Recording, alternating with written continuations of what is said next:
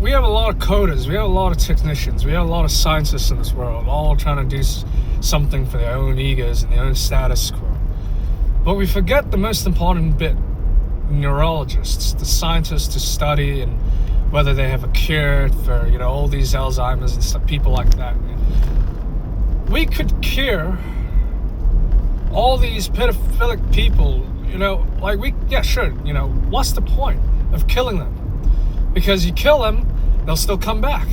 It's a neurological issue. It's a it's a mental disorder. It's a sexual disorder. If we killed the person who committed the crime, might as well just say, you know what, we killed him, killer. We killed a murderer. There's no point to it because the deed has already been done. Even if the victim feels relief, he or she has been the victim of that crime. The best thing, of course, naively or idealistically, is to obviously operate in a way that an ounce of prevention beats a pound of cure. Or even better yet, there's a different way. This time, the cure has to be some kind of neurological, chemical, protein receptive. およそ500メートル先、ロータリー1番目の出口です。Receptive, I don't know, it's got to be something that people have to fix. It's because in this world, a lot of people become homeless due to drug addictions or whatever it is, mental health. Now imagine you can cure that problem before they become homeless. Wouldn't that be an ideal world to live in instead of shoot first, ask questions later? And people always defend the notion that if you kill 2 killers, there are no killers in the world. That is such a ridiculous, illogical explanation. Batman's still right. No matter how much you kill someone, you still remain as a killer.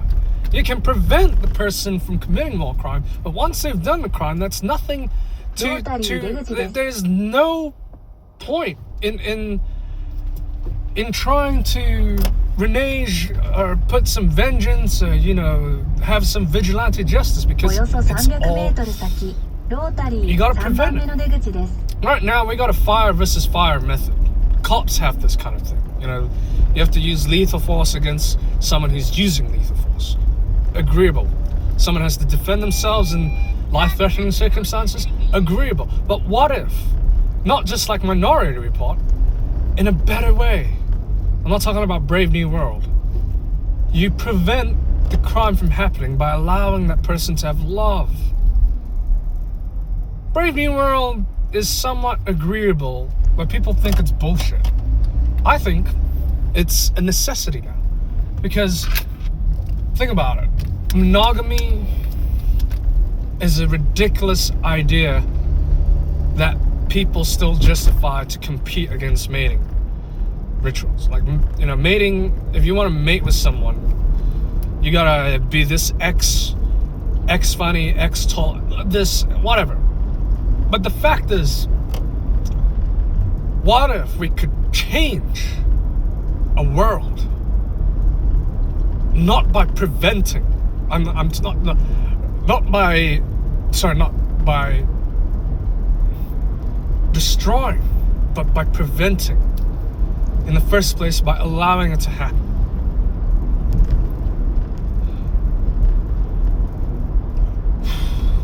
Imagine that.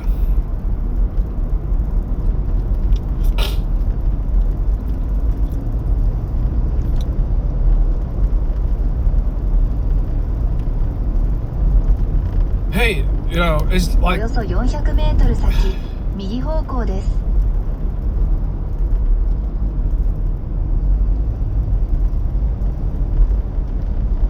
So I understand what's going on now, like people are just too fucking an eye for an eye, man. And in this world, an eye for an eye just makes everyone blind. I can't see how any otherwise it would be different.